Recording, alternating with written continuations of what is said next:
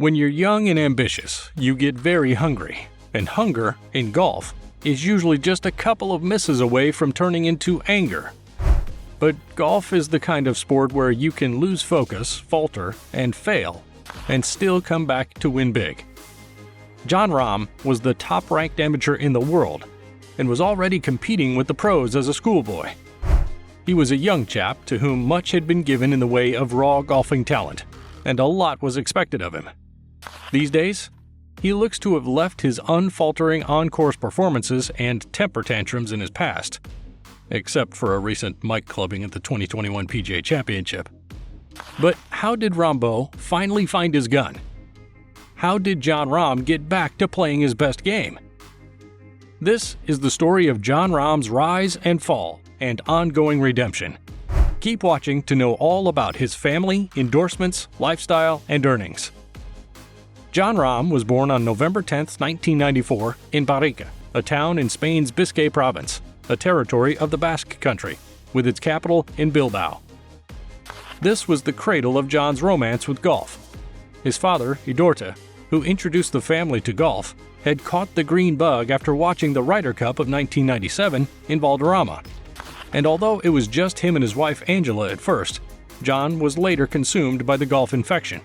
Rahmbo got his first lessons in golf between 6 and 7, but wasn't very keen on the sport, as he also played some other sports at the time. Some of these distractions were jai-alai, kung fu, and soccer, at which he played goalkeeper. He's a big fan of the Basque soccer team, Athletic Bilbao, which plays in the Spanish First Division. In his teenage years, he finally chose golf, and his father had his eyes on America, where he knew his son's abilities would get the best grooming and visibility. In 2012, the boy who spoke more golf than English and had to learn slang from the music of the likes of Kendrick Lamar and Eminem moved to Arizona State University, where he was coached by Tim Mickelson, brother of legend Phil Mickelson, who later worked as Jon's agent before going on to caddy for Phil. The relocation to the U.S. proved providential for the Spaniard. His time as a green golfer in the amateur ranks was nothing short of dominant. Jon rammed into the amateur division and ran a rampageous campaign on his competition as he remained the highest-ranked amateur for 60 weeks straight, a record that will be tough to beat. By 2016, Jon had amassed 11 amateur titles, second only to the iconic Phil Mickelson in the history books with 16. He had won the Ben Hogan Award in 2014 and 2015, the first time anyone won the prestigious recognition back-to-back.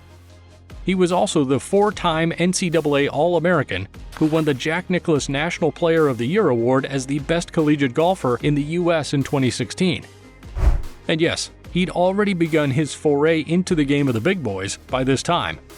He finished T5 at his first PGA Tour tournament at 2015's Waste Management Phoenix Open, recording the best amateur performance since Chris Wood's T3 performance at the 2008 Open Championship, and just below Justin Rose's T4 at the 1998 British Open.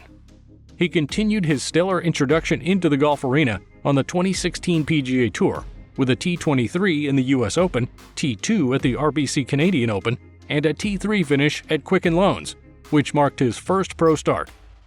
In all, he gathered 6 top 5 finishes in 25 starts for the 2015-16 season, received close to $1 million, and rewarded himself with a $96,000 Porsche. Yet, in the period of his ascension to fame and fortune, he managed to bag a Bachelor of Arts in Communication in May of 2016, fulfilling his promise to his parents to finish his program at ASU. In 2017, the prodigy won his first PGA tournament at the Farmers Insurance Open with an eagle resulting from a massive 60-foot putt. Jon represented Europe at his first Ryder Cup in 2018, beating Tiger Woods 2-1 in a Sunday singles game. With a win like that, there was no way he could hide his brilliance. The prophecy was self-evident. The golf world has a nose for sensing potential, and everyone could tell from the get-go that Jon was another rare one. But the smart, smiling Spaniard soon showed what a feisty hothead he could be when things weren't rosy for him on the green. It's important to clarify that golfers throw temper tantrums all the time. Golf might look like a gentleman's game to novices, but an errant tee shot or a windy venue can test the patience of angels. Popular examples of frequent offenders in the past include greats like Tiger Woods and Seve Ballesteros, who happened to also be two of Jon's all-time favorites. But what made Jon's case unique and alarming was his excessive hole-to-hole thrashings that were impossible to miss on camera and intolerable to golf observers. Leading to the 2017 US Open, there had been reports of his loose temper at the Memorial and the Players Tournament, and he'd always been known to express his frustrations violently, even in his junior years at ASU.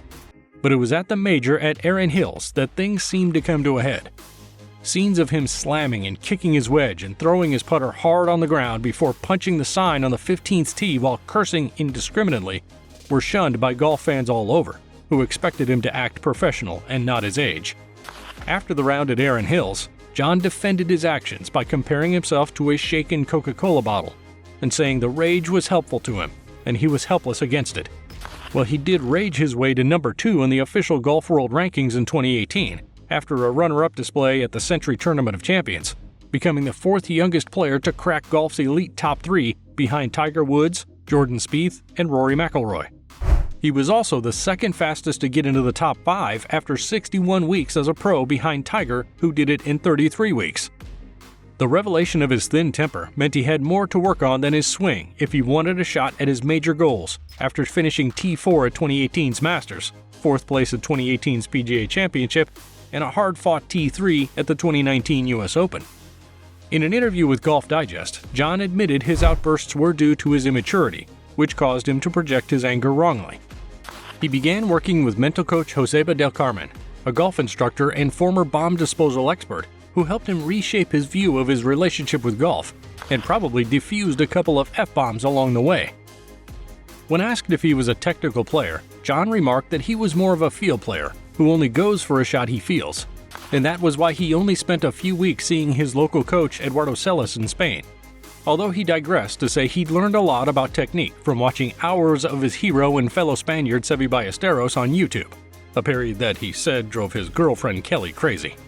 Everyone who had seen Jon come up knew Rahmbo wasn't finished. Jon had cleaned up his act measurably, and after a victorious day in 2020 at the Memorial, he became the 2nd Spaniard after Seve Ballesteros to climb to number 1 in the world rankings. But his first reign only lasted 2 weeks before he was dethroned by Justin Thomas, then lost it again to Dustin Johnson for another 2 weeks, before holding the crown for 43 consecutive weeks. To say Jon has been on fire since he curbed his outbursts is to downplay his remarkable exhibitions of mastery. For instance, he made 2 holes-in-one at the 2020 Masters, including a mind-blowing shot where he skipped the ball over the water at the 16th hole, executing the intricate shot like a common party trick. Jon was denied a successful defense of his Memorial victory in June 2021, while 6 clear with 18 holes to play by a positive COVID-19 test. And less than 2 months later, another positive COVID test made him miss Tokyo 2020 in Japan. His mental training finally paid off when it mattered most, as Jon, who thought his best chance was at Augusta, where the ground was well suited to his eye and game, clinched his first ever major at Torrey Pines in 2021 with a birdie-birdie finish at the 71st and 72nd holes to become the first Spanish champion of the US Open's 133-year history. In a Golf Digest interview with Brian Wacker, Jon said, "The happier I am in life, the better I'm going to play. But I'm much more interested in raising a family and being a good husband and father than I am in golf. Don't get me wrong, I want to be the best golfer I could be. If I had a gun to my head and had to choose between having only one or the other, I wouldn't pick golf. I hope people don't take that as me thinking I'd quit, but I'd choose my family every time." Jon's love. This is why another factor that might share the responsibility for the progress in Jon's on-course personality and game is his family. In 2019, he replaced the customized ring with which he'd proposed to his longtime partner Kelly Cahill with a wedding band as they tied the knot in Bilbao. Kelly was a fellow collegiate athlete who threw javelins for ASU and introduced Jon to tennis. The couple had their first son, Kepa, in 2021, days before teeing off at Augusta, stopping Daddy Jon from making good on his promise to pull out of the Masters if Kelly went into labor mid-competition. They have also announced the pregnancy of their second son due this summer, and Jon is now playing for a bigger team than himself, in one of the most solo sports in the world. Lifestyle. In January 2021, Callaway announced a deal with Jon, who now uses complete Callaway golf sets and sports Travis Matthew golf apparel and Quater shoes owned by Callaway. Jon is also a Mercedes ambassador and the owner of a Mercedes-AMG G63, priced at about $150,000. The fastest Spanish golfer to win 5 European titles is a member of the Whisper Rock Golf Club in Phoenix, Arizona. As an avid golf fan witnessing Jon Rahm's resurgence, you must be asking yourself, will this spark endure for many more years and keep Jon at the top of the game? Will Jon Rahm go on to cement his place as the greatest Spanish golfer in history? Or will he switch to making Spanish kung fu movies sometime in the future? Be sure to check out your favorite golf video here. See you there!